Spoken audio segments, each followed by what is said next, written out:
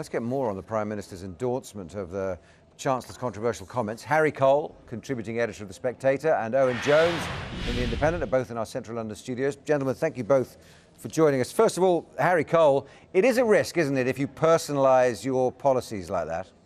No, I don't think it is a risk at all. I think that any sane reaction to that story is just beyond belief. There we have a extremely sick, evil, twisted individual who was allowed to get away with this horrendous crime. And I think it's only natural that the immediate reaction to that is to obviously grieve the children that were lost, but then to look at the wider concerns around this case. And I think that talk of hijacking and politicising this story is a little bit hysterical. There are people who want this story shut down, people who want to defend, for whatever ideological reasons, the status quo and the current welfare systems.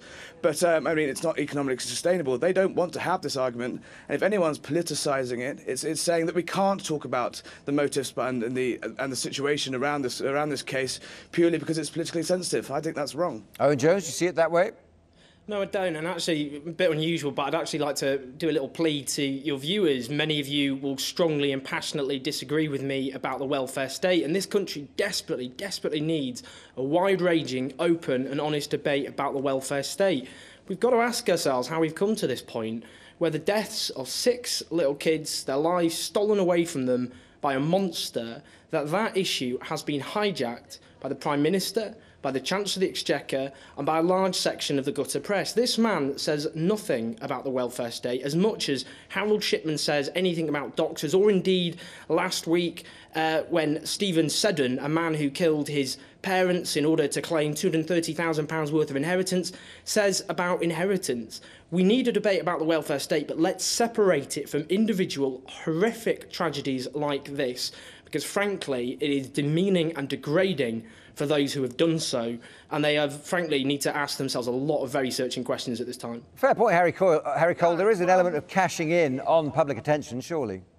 Well, I think it's fascinating to see Owen finally accept that, perhaps using, in his words, the politicisation of individual cases to make a wider point is demeaning and degrading. Owen has built his entire career on taking the nearest stick he can find to bash the government around the head to represent his own point of view. You read any of his columns or watch any of his TV appearances, he will take a spurious case and use it to attack the government. If he's going to allowed to make personal politicisation points, how come no one else is? If you look at his, when I last saw Owen on television, it was on Question Time. He was going up against Ian Duncan Smith, and he listed a name of suicide victims who had killed themselves. Apparently, according to Owen, was because of loss of Harry welfare. Cole, I think Owen should reply to that. Harry, I should answer that because that's an outright lie, an outright falsification. Let me finish. I didn't name a single person who had killed themselves over Atos or anything else. The point I made about Atos was that people were being found fit for work who were clearly very ill,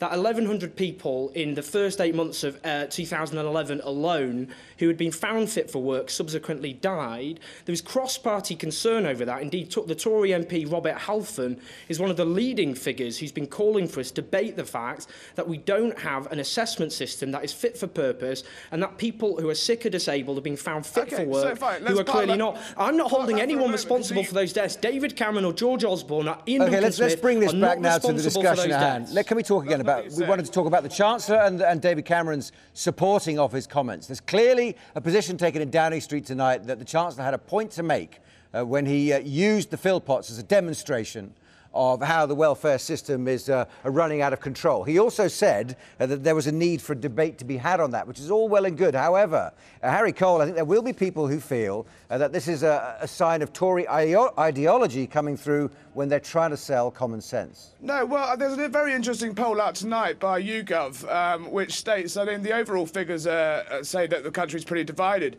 But if you look at the figures for the northern region, actually 49% of people think that there is a debate to be had in benefits were a part of this case, and 48% disagree. So obviously the country is divided on this. I don't think we should be shutting down the debate right now. We've been trying to talk about this Philpott chap for 10 years. He was on the Jeremy Carr show. He was on a documentary with Anne Whitcomb. And this conversation needs to be had. The conversation about long-term dependency. And he may be an extreme example, but I think that we shouldn't just shut down the debate purely because it's sad. The point, by the way, this idea it's to do with welfare dependency is completely wrong for one other key reason. Because many of the benefits, be quiet, Harry, and you can apologise for making my position later, but the point he made, the point about this family is many of the benefits they were receiving, in fact the bulk they're alleged to get, are in-work benefits, tax credits, because the women were in work.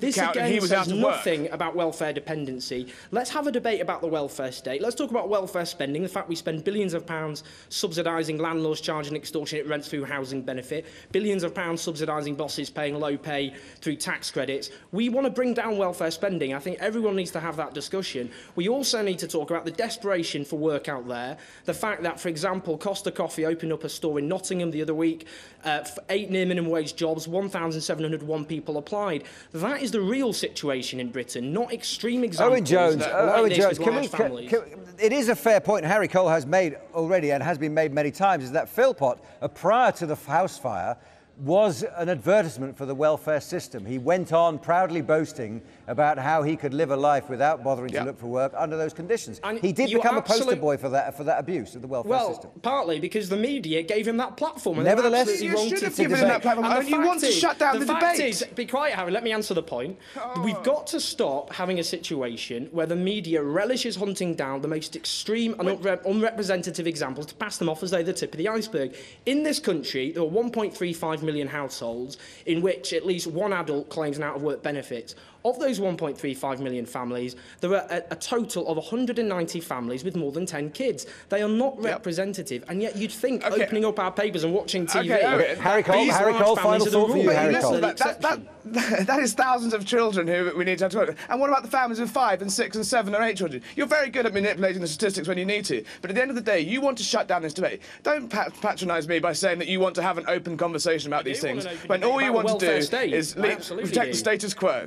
No, I don't want to defend the status quo. I've told you I want to bring down welfare spending by stopping subsidising landlords, by stop subsidising bosses with low pay, and also to create proper, secure, full-time jobs. There are 6.5 million people in this country, according to the Joseph Rowntree Foundation, who are looking for full-time work who can't get it. OK, Owen Jones, I've got to stop you there. Briefly, 15 seconds. Harry Cole, can you just, your final thought, Harry Cole? Well, I just look forward to Owen actually having a reasonable conversation for once, and maybe he could sort of calm down a little bit when it comes to throwing allegations around in his columns. Gentlemen, thank you both. Noble sentiments from both sides. We would like to continue the conversation. However, we do have other news to get through. Harry Cole and Owen Jones, thanks again for coming on this afternoon to talk about this.